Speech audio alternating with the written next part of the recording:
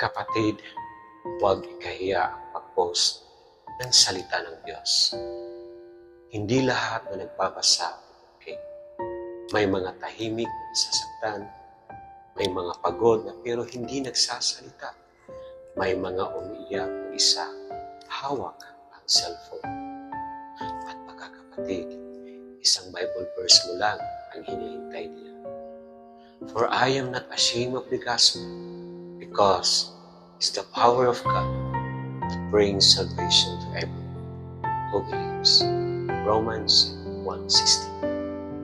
Kapatid, kung ang post mo ay makakapagbigay ng pag-asa, kahit isang tao lang, worth it.